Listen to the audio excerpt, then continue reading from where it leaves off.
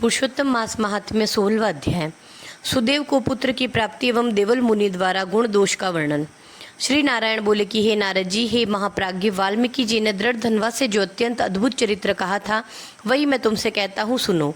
वाल्मीकि जी बोले कि हे राजा दृढ़ धनवा, सुनो। भगवान की आज्ञा से गरुड़ जिस प्रकार ब्राह्मणों से बोले कि हे द्विज श्रेष्ठ, तुमसे हरि ने कहा है कि तुम्हारे भाग्य में 7 जन्म तक पुत्र सुख नहीं है, अतः अभी वैसा ही होगा।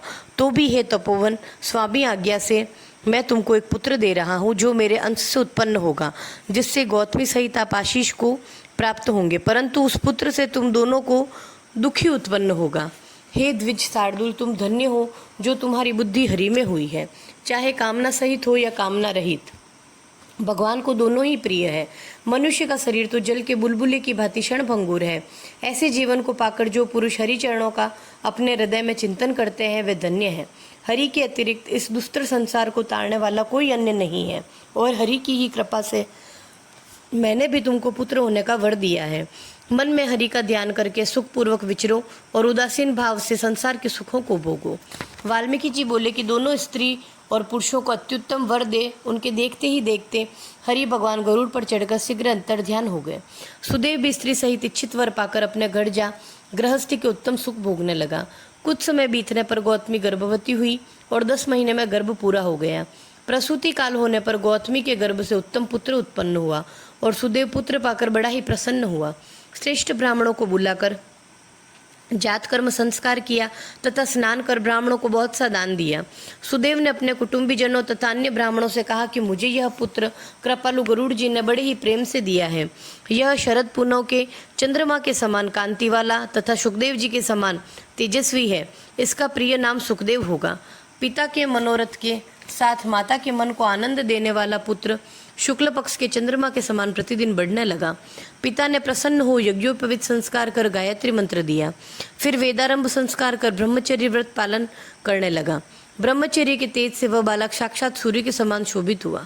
बुद्धि के सागर कुमार ने वेदाध्ययन शुरू किया। गुरुवत्सल कुमार अपनी कुशाग्र बुद्धि से गुरु को प्रसन्न कर उनके एक बार से कहने पर ही सभी विद्या पढ़ गया।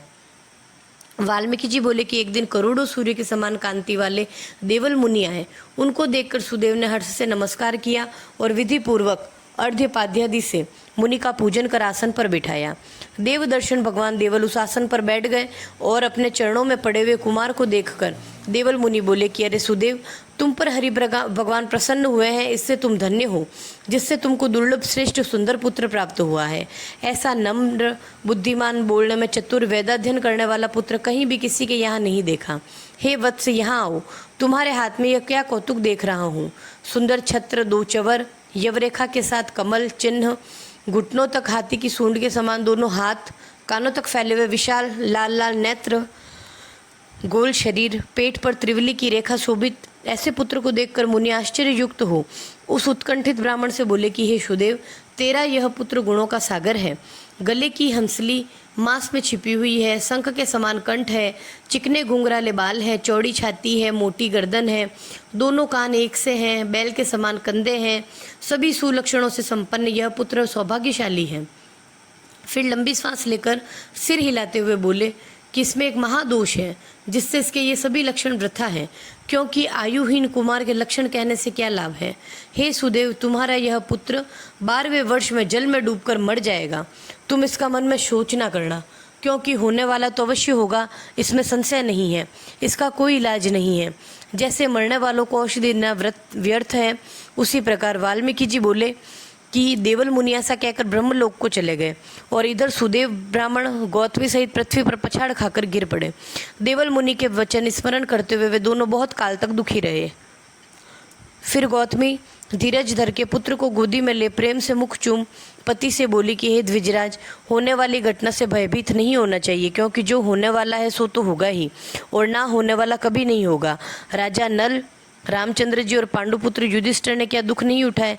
राजा बलि को भी बंधनों में बांधा गया था, यादवों का नाश हुआ, हिरण्याक्ष मारा गया, भयंकर वृत्रासुर भी नष्ट हो गया, सहस्त्रार्जुन, कार्तवीर और रावण के भी सिर काट के दिए गए। और हे मुने, रघुनाथ जी को भी जानकी के विरह का दुख हुआ। हे मुनिवर, राजा परीक्षित भी ब्राह्मणों के शाप से मृत्यु को प्राप्त हुए। ऐसे ही जो होने वाला है सो तो होगा ही।